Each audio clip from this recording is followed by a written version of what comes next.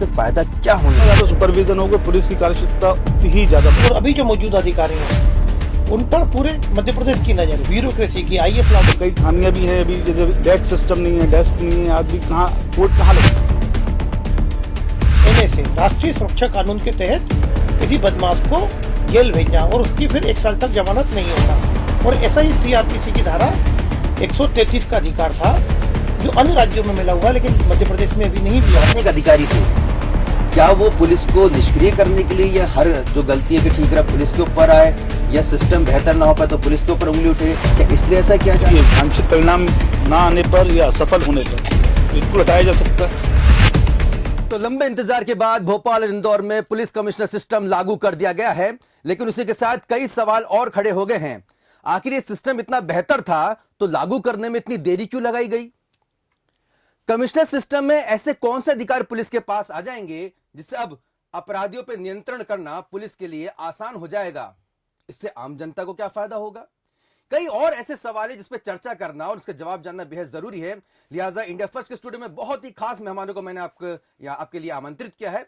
मेरे साथ मौजूद हैं वरिष्ठ पत्रकार और प्रजातंत्र के भोपाल संपादक श्री धर्मेंद्र पैगवार जी। आपका बहुत बहुत स्वागत है धर्मेंद्र जी। धन्यवाद। और तेज तर्रार क्राइम रिपोर्टर और MP03.in के संपादक और एडिटर इन चीफ श्री आदेश भदौरिया जी, आपका भी बहुत बहुत स्वागत है सर। तो सबसे पहले धर्मेंद्र सर, मैं आपसे समझना चाहूंगा पुलिस कमिश्नर सिस्टम ये जो लागू हुआ है इसके प्लस क्या है और माइनस क्या है? बहुत ही, क्योंकि जनता जानना चाहती है भाई ये सिस्टम बदला है भोपाल इंदौर में तो पुलिस क्या बदल जाएगी, पुलिस के पास क्या जादू छड़ी आ जाएगी, ये सिस्टम कैसे बेहतर है? देखिए, पुलिस के पास पहली बात तो यह है कि कोई जादू की छड़ी नहीं होगी, लेकिन पुलिस गुंडा, बदमाश, असामाजिक तत्वों के खिलाफ सीधे कार्रवाई कर सकेगी। आप ये मानिए कि किसी मोहल्ले में, गली में या किसी क्षेत्र में कोई बदमाश होता है, उसके खिलाफ पुलिस को प्रतिबंधात्मक धारा में कार्रवाई करनी है। उसको 151 पुलिस लगाती थी, ये बहुत कॉमन धारा है और आम बोलचाल में हम लोग सुनते रहते हैं कि पुलिस ने उसको धारा 151 पर लगाकर पेश कर दिया। लेकिन अब पुलिस के जो ACP स्तर तक का अधिकारी होगा, जो CSP रैंक होती है, उस तक का अधिकारी 151 के मामले में सुनवाई करेगा और उस आदमी को जमानत देना है या जेल भेजना है, ऐसा अधिकार होगा। पुलिस एक मोहल्लों में कहीं भी जो लोगों के बीच छोटे मोटे विवाद होते हैं उसमें बॉन्ड भरवाती है 107-16 के तहत। इसके अधिकार तहसीलदार, SDM के पास हुआ करते थे और पुलिस ये मामले भेजती थी। क्योंकि राजस्व अधिकारियों के पास काम का बहुत दबाव होता है, ऐसा कोई विभाग नहीं है जिसका काम तहसीलदार और SDM या कलेक्टर को नहीं करना होता हो। उन्हें महिला बाल विकास का काम भी करना है, उन्हें वैक्सीनेशन भी करवाना है, उन्हें गेहूं या दूसरी फसलें हैं वो उसकी खरीदारी भी करवानी है। ऐसे तमाम काम हैं जो राजस्व विभाग के पास हैं और इस काम के दबाव में वो गुंडे बदमाशों को लेकर जो काम होते हैं, जो फाइलें उनके पास जाती हैं, उस पर वे समय पर कार्रवाई नहीं कर पाते। सर बहुत ही मैं समझना चाहूंगा कि जब वो इतने वर्कलोडेड हैं, मतलब काफी युवा अभी हमारे देख रहे हैं, तमाम बाशिंदे देख रहे हैं, अगर वो वर्कलोडेड हैं, उनके ऊपर इतना दबाव था तो अब तक पुलिस के काम को पुलिस को करने दिया जा सकता था। वो जो दूसरे अधिकारी हैं, IAS लॉबी है या SPS के जो अधिकारी है, प्रशासनिक सेवा के अधिकारी हैं, वो पुलिस सेवा के कामों में क्यों फिर वहां पे इन्वॉल्व हो रहे हैं? नहीं, जब अभी तक सरकार ने उनको अधिकार दे रखे थे तो वे वहाँ इन्वॉल्व थे। ये अधिकार पुलिस के पास नहीं थे। एक बहुत बड़ी बात ये बताना चाहूँगा अपने दर्शकों को कि किसी भी घटना के पीछे हम जिम्मेदार पुलिस को मानते थे। कोई बड़ी घटना हो गई, कोई बड़ी हिंसा हो गई, बड़ी आगजनी की वारदात हो गई, तो सवाल उठता था कि पुलिस क्या कर रही है। लेकिन पुलिस के पास उस भीड़ को नियंत्रित करने के अधिकार नहीं थे। पुलिस बिना तहसीलदार के आदेश के लाठीचार्ज नहीं कर सकती थी, बिना SDM के या तहसीलदार के या कलेक्टर के आदेश के पुलिस बल प्रयोग नहीं कर सकती, आंसू गैस का गोला नहीं छोड़ सकती थी। अब ये अधिकार पुलिस आयुक्त को मिल गए हैं, जो कमिश्नर भोपाल हैं या कमिश्नर इंदौर हैं, या वो अपने जो अधिकार नीचे तक देंगे, अपने ACP को देंगे, DCP को देंगे या असिस्टेंट कमिश्नर ऑफ पुलिस को देंगे, तो वे अब सीधे मौके पर कार्रवाई कर सकेंगे। ठीक है, आदेश भदौरिया जी, एक समझना चाहेंगे आपसे सर कि क्राइम डिटेक्शन में इससे कुछ फायदा होगा या सिर्फ लॉ एंड ऑर्डर में जो विषय आते हैं उसमें ही सिर्फ कमिश्नर सिस्टम प्रभावी होगा क्या, या फिर आपको लगता है कि नहीं अपराध अन्वेषण में भी कुछ सुधार हो सकता है, इन्वेस्टिगेशन भी बेहतर हो सकता है? पहले तो आपको समझना पड़ेगा कि पुलिस प्रणाली है क्या। सिस्टम, आयुक्त सिस्टम जो है, जैसे आप किसी भी चीज़ों को जितना ज़्यादा सुपरविजन करेंगे उसके परिणाम उतने बेहतर होंगे। कमिश्नरी सिस्टम में जो है छोटे छोटे क्षेत्रों में बांट दिए गए हैं। सीएसपी स्तर के अधिकारी 4 थाने दिए गए हैं। जितना ज़्यादा सुपरविजन होगा पुलिस की कार्यक्षमता उतनी ही ज़्यादा बढ़ेगी। कुल मिला के ये समझना पड़ेगा आपको कि पुलिस सिस्टम है क्या। लेकिन अभी अधिकार कितने दिए गए हैं इस पे चर्चा अलग विषय, क्योंकि अभी दिसंबर तक का नोटिफिकेशन आया है।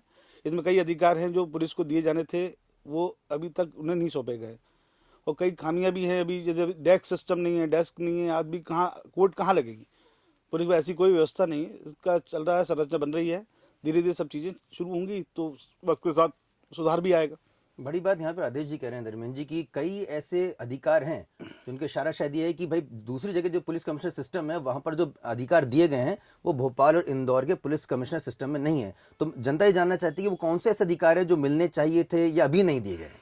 निश्चित तौर पर अभी भोपाल और इंदौर में जो कमिश्नरी लागू की गई है वो सर्वाधिकार उनको नहीं दिए गए हैं जो अन्य राज्यों में, दिल्ली में, हरियाणा या महाराष्ट्र में है।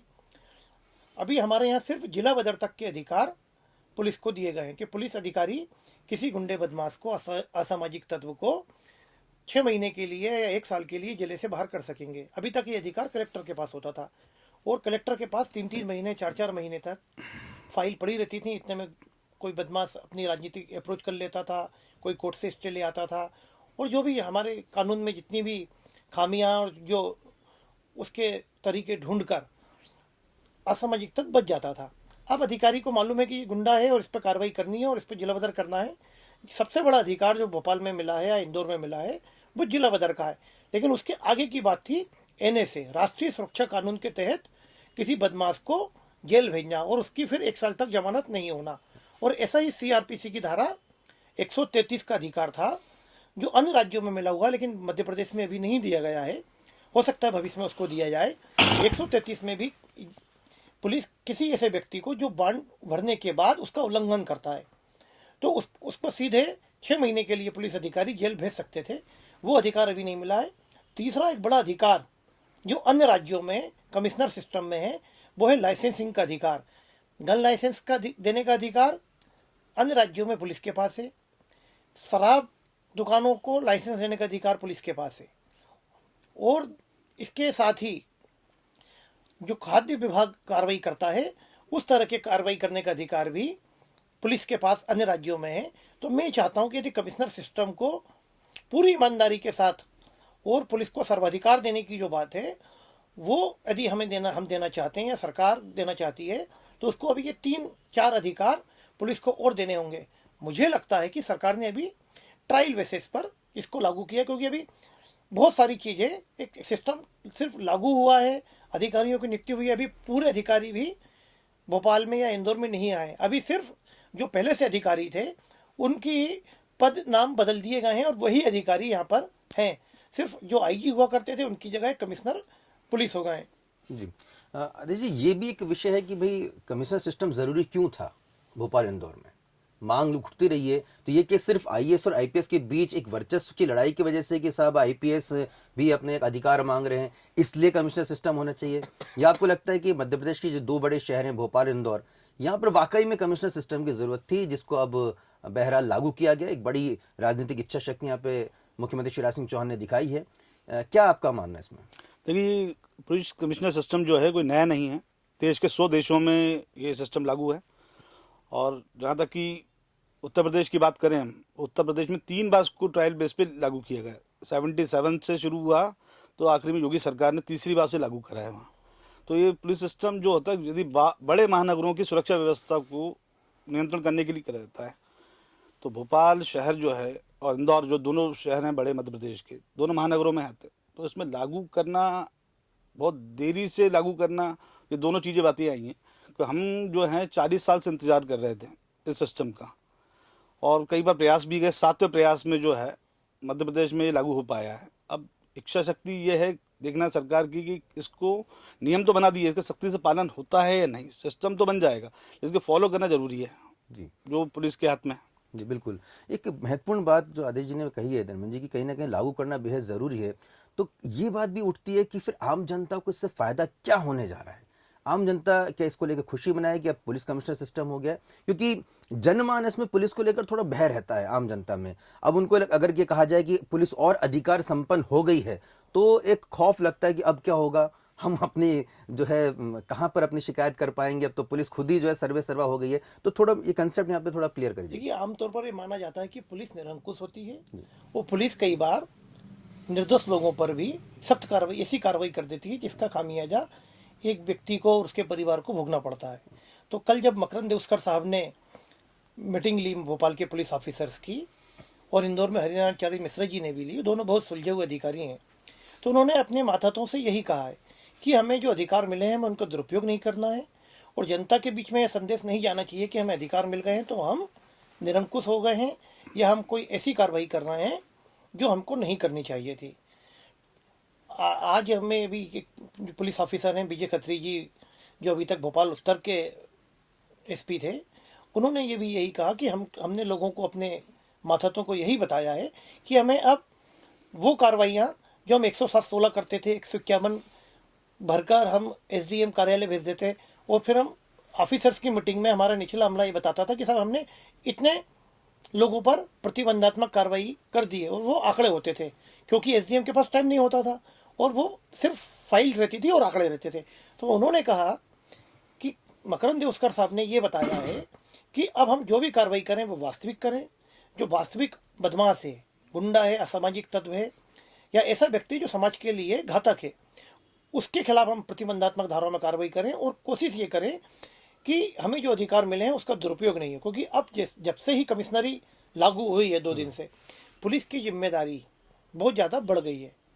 पुलिस की गंभीरता, पुलिस को बहुत गंभीरता के साथ, और अभी जो मौजूद अधिकारी हैं उन पर पूरे मध्य प्रदेश की नज़र, ब्यूरोक्रेसी की, आईएएस लॉबी की, सरकार की, कि ये लोग कैसा काम करते हैं, वो कहीं ये दुरुपयोग तो नहीं कर रहा है, कहीं किसी के साथ अन्याय तो नहीं हो रहा, और कानून व्यवस्था पर इसका क्या असर हो रहा है, इसका असर क्या होगा और आम जनता को इससे क्या फ़ायदा होगा।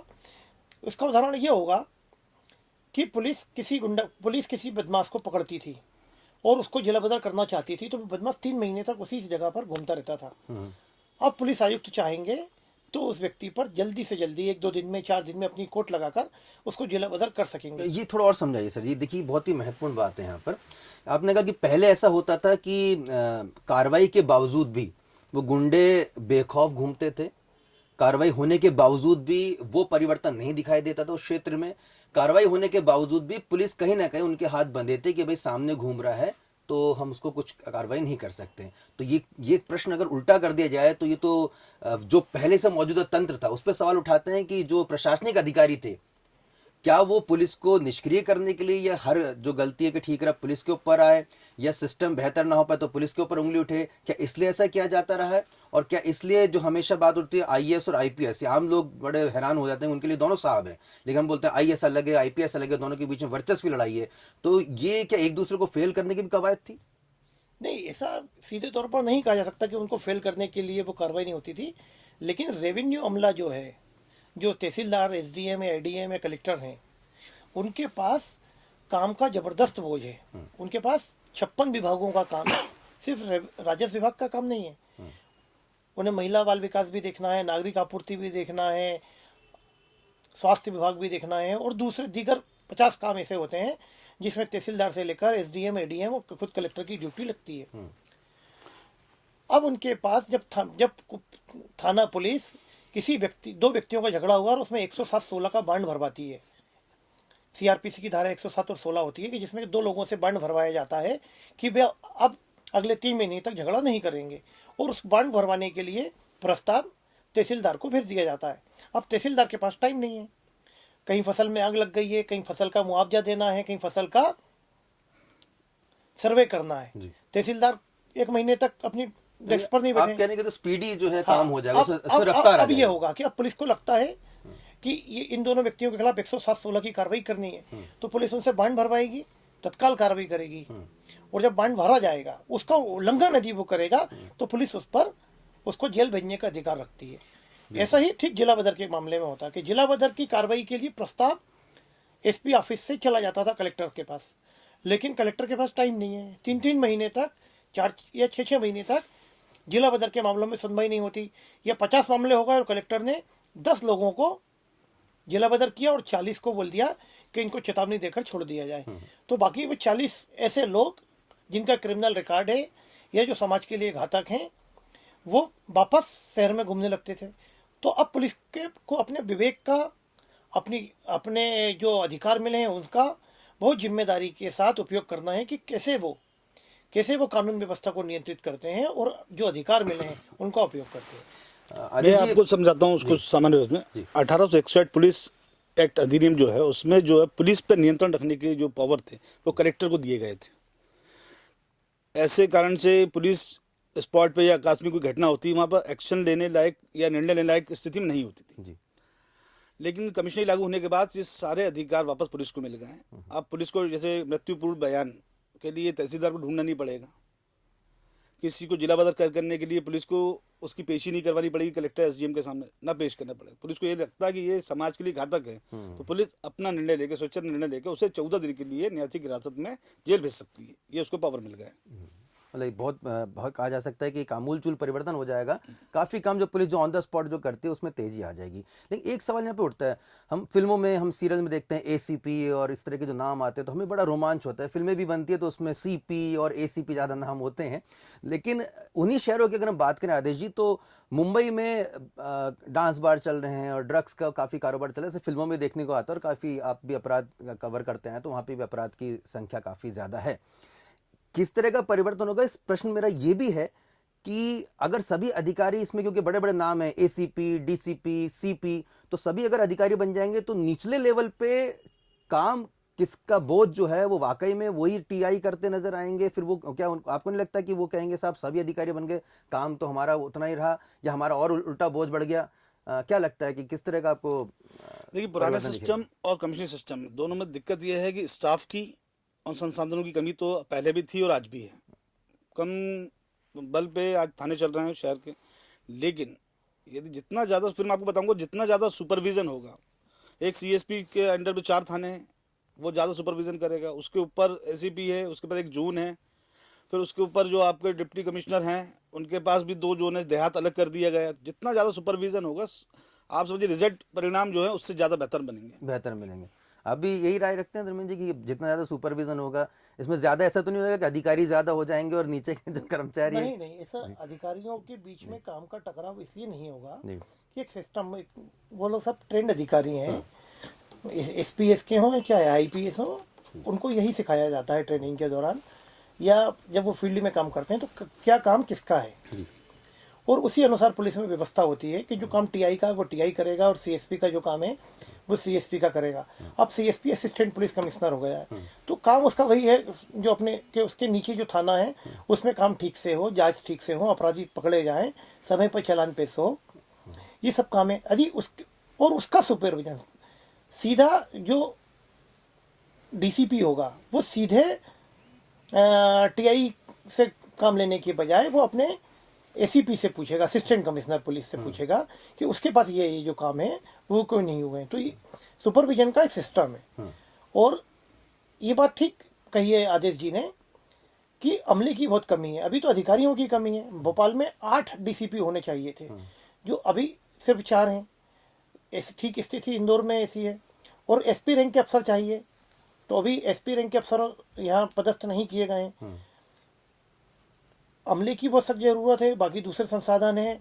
एसीपी तक की कोर्ट लगानी है तो एसीपी के लिए डायस बनानी पड़ेंगी, कोर्ट रूम बनाने पड़ेंगे, फिर उनके रीडर होंगे, बाकी दूसरा स्टाफ होगा, क्योंकि फील्ड में भी आपको लोगों से काम कराना है, सड़क पर भी आपको पुलिस अमला खड़ा करना है, और ऑफिसों में जो अमला रहेगा वो अलग रहेगा। तो भोपाल में पुलिस का अमला बढ़ाने की भी जरूरत रहेगी।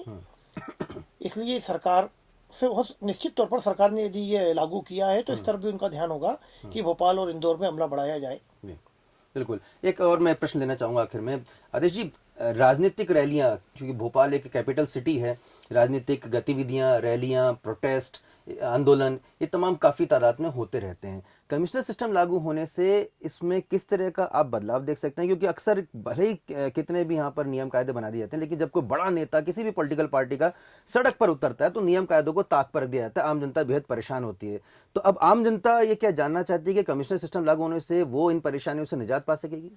देखिए, रेले, धरने, प्रदर्शन जितने भी हैं, इसमें व्यवस्था जो होती है, सुरक्षा व्यवस्था पुलिस के पास होती है।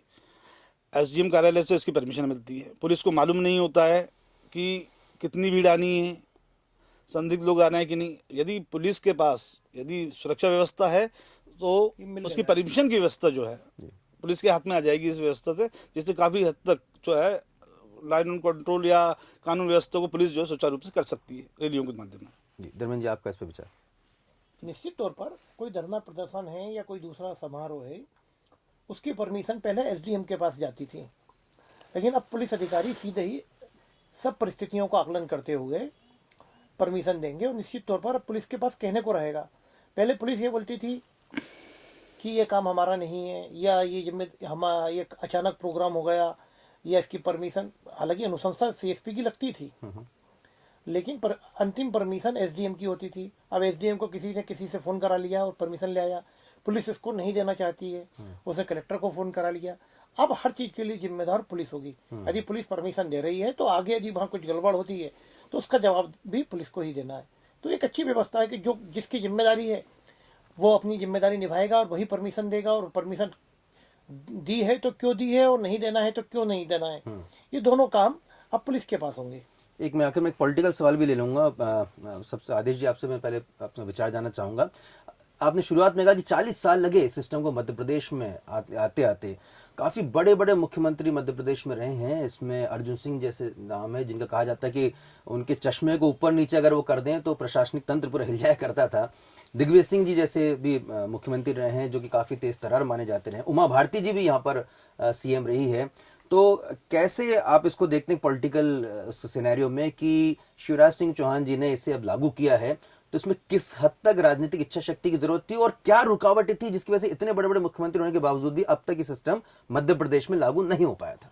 देखिए, पिछले 40 साल में मध्य प्रदेश में कांग्रेस और बीजेपी दोनों की सरकारें रही हैं। और हम बात करें तो आज से 40 साल पहले अर्जुन सिंह सरकार में भी इसको पास किया गया था, लेकिन कहीं ना कहीं लागू नहीं हो पाया। फिर तत्कालीन मुख्यमंत्री बाबूलाल गौर ने भी इसका प्रयास किए। उन्हें शिवराज सरकार में 4 टर्म चल रहे हैं, 3 बार प्रयास हो चुके हैं। पहली बार इच्छा शक्ति का प्रयोग करते हुए जो शिवराज सरकार ने जो इसे लागू किया है, बिल्कुल तारीफ़ काबिल है। बस ये है कि इस सिस्टम को के पालन में जितनी सख्ती बरती जाए, या आप कहें कि होमवर्क कंप्लीट होने के बाद इसको जितनी जल्दी लागू किया जाएगा, सारी व्यवस्था पूरी होनी चाहिए सरकार के पास। बिल्कुल जी, इसमें एक पूरक प्रश्न और मैं आपके साथ इसमें जोड़ रहा हूँ। क्या कोई चांसेस हैं कि इसको लागू करने के बाद फिर कुछ समय बाद इसको वापस भी ले लिया जाए? क्योंकि कई बार कहा जाता है कि सब टेस्ट मोड में था, लेकिन हमें लगा कि सिस्टम बेहतर नहीं है, अब इसको वापस कर लिया जा रहा है। कि इसकी भी कोई संभावना या आशंका आपको नजर आ रही है? नहीं, मैं नहीं समझता कि इस तरह की कोई आशंका व्यक्त की जानी चाहिए, क्योंकि एक अच्छा सिस्टम है और हमें इसको प्रोत्साहित करना चाहिए। हम इस शहर के या इस मध्य प्रदेश के निवासी हैं और हम चाहेंगे कि मध्य प्रदेश में जो शांति का टापू कहा जाता है, वहाँ बड़े शहरों में कानून व्यवस्था की स्थिति ठीक रहे। गुंडे बदमाशों पर, असामाजिक तत्वों पर या देश विरोधी ताकतें जो हैं उन पर पुलिस सीधे एक्शन ले सके, या उन ऐसे लोगों की गिरफ्तारी या उनको जेल भेजने में समय नहीं लगे। इसके लिए कमिश्नर सिस्टम बहुत ज़रूरी है। तो मैं ये चाहता हूँ कि कमिश्नर सिस्टम, मेरी शुभकामना है कि कमिश्नर सिस्टम सफल हो, क्योंकि सरकार ने जिन अधिकारियों का चयन किया है भोपाल और इंदौर दोनों जगह पर बहुत साफ सुथरी छवि के हैं, और सबसे अच्छी बात है कि वो ईमानदार अफसर माने जाते हैं। मकरंद देउस्कर साहब जहाँ जहाँ रहे उनके ऊपर कोई, जो लोग फील्ड में अफसर रहते हैं ना कहीं कोई दाग लगता है, कोई उन पर आरोप लगते हैं। तो हरिनारायण चारी मिश्रा और मकरंद देउस्कर की जो इमेज है वो एक अच्छे अफसर के साथ साथ ईमानदार अफसर की है जी। तो मुझे लगता है कि ये दोनों अफसर उसी ईमानदारी के साथ, मतलब प्रोफेशनलिज्म के भी साथ, और बाकी जो होता है पुलिस में उस ईमानदारी के साथ भी भोपाल और इंदौर को अच्छा सिस्टम देंगे। पॉलिटिकल दबाव से कितने मुक्त रहेंगे कमिश्नर सिस्टम, कितना मुक्त रह सकते हैं? ये इन दोनों की व्यक्तिगत क्षमताओं पर, इनके निर्णय क्षमता पर, इनके विवेक पर और इनके प्रोफेशनलिज्म पर निर्भर करता है कि ये दोनों जो राजनीतिक प्रेशर आएगा। देखिए, जनप्रतिनिधि है, जनप्रतिनिधि लोगों की सिफारिश करेगा। अब कोई यदि गलत है तो उसको ये कन्विंस करने की जिम्मेदारी अधिकारी की है कि साहब ये व्यक्ति ऐसा है और इससे गलत मैसेज जाएगा, क्योंकि उस जनप्रतिनिधि को जनता को भी जवाब देना है।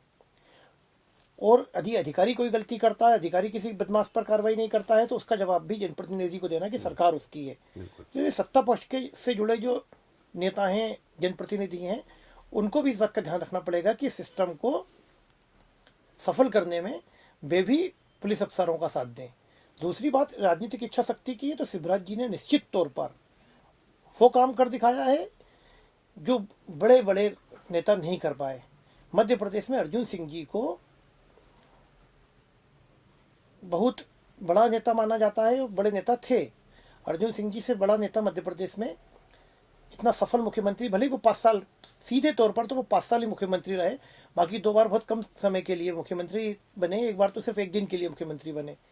लेकिन उनकी प्रशासनिक क्षमताओं को लेकर बहुत बात होती है। लेकिन उन्होंने अपने कार्यकाल में एक डीपी दुबे IAS ऑफिसर थे, उनको सस्पेंड किया, और उसके बाद ये मैसेज गया कि अर्जुन सिंह जी बहुत सख्त हैं और उनकी प्रशासनिक क्षमताएं बहुत अच्छी हैं और वो ब्यूरोक्रेसी के दबाव में नहीं आते हैं। लेकिन मैं एक बात कहना चाहूँगा कि शिवराज जी ने भी ऐसे कई उदाहरण पेश किए कि उन्होंने ये बताया कि वो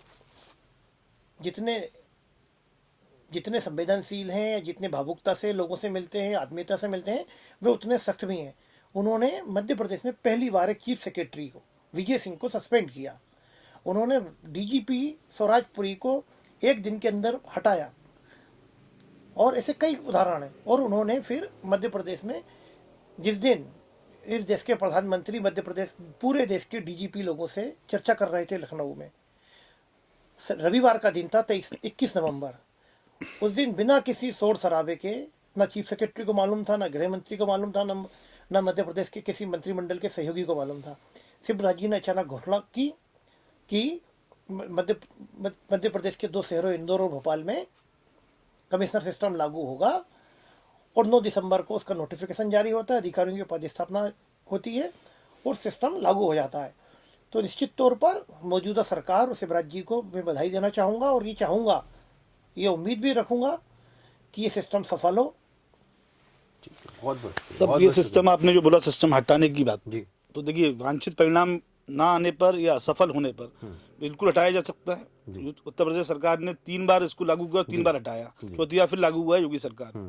और अभी ट्रायल बेस पे चला है। सरकार का पहला ही, मध्य प्रदेश सरकार ने पहले ही कहा है कि जब यदि ये लागू सफल नहीं होता है तो उसको हटाया जा सकता है, और सफल होने पर पूरे मध्य प्रदेश के बड़े जिलों में सब पे इसे लागू किया जा सकता है। कुल मिला के परिणाम यदि अच्छे आते हैं तो यथावत रहेगा, और असफल होता है निश्चित तौर पर सरकार का फैसला है वो हटा सकती है। बिल्कुल, निश्चित तौर पर तो तमाम जो पुलिसकर्मी हैं उनकी ये बहुत बड़ी, कहा जा सकता है कि एक दबाव भी हो सकता है, एक जिम्मेदारी भी है और चुनौती भी है कि उन्हें अब कुछ बेहतर करके दिखाना है। और निश्चित तौर पे कंपटीशन होता है, जब 40 सालों से आपको रोका गया उस सिस्टम को हासिल करने से, तो ये स्वाभाविक सी बात है। क्या वाकई में उतना सहयोग आपको दूसरे प्रशासनिक तंत्र से मिलता है या नहीं मिलता है, ये आपस में आपको कोऑर्डिनेशन बैठाना होगा। लेकिन राजनीतिक इच्छा शक्ति का इस्तेमाल करते हुए मुख्यमंत्री शिवराज सिंह चौहान ने सिस्टम मध्य प्रदेश के 2 बड़े शहरों में लागू कर दिया है, और अब इन पुलिस अधिकारियों के साथ साथ आला पुलिस अधिकारी, और मैं तो कहता हूं कि रिटायर्ड पुलिस अधिकारियों की भी निगाह इस पर होगी कि वो मार्गदर्शन दे कि बेहतर पुलिसिंग हो सके, आम जनता के साथ न्याय हो सके, अपराधियों पर नियंत्रण लगाया जा सके, और ये साबित किया जा सके कि हाँ, commissioner system was more better. और यही वजह है कि हमारी निगाहें भी लगातार बनी रहेगी और हर विषय पर चर्चा करते हम लगातार रहेंगे। मैं दरख्वास्त करूंगा, अगर आप डे टू डे के तमाम क्राइम अपडेट्स देखना चाहते हैं तो mp03.in को लॉग इन करें। आदेश भदौरिया जी लगातार उसमें तमाम अपडेट्स देते रहते हैं। और अगर आप अलग तरह की पत्रकारिता, अलग तरह के लेख देखना चाहते हैं तो प्रजातंत्र अखबार को एक बार आप जरूर पढ़ें। धर्मेंद्र पेगवार जी भोपाल के स्थानीय संपादक हैं, अपनी लेखनी से उसको उज्ज्वलता प्रदान करते रहते हैं। तो इंडिया फर्स्ट के दर्शकों, यहाँ पर हम विराम लेंगे। आगे भी आपको क्राइम के अपडेट्स देते रहेंगे और तमाम विषय पर ऐसी चर्चा करते रहेंगे। देखते रहिए इंडिया फर्स्ट न्यूज। नमस्कार।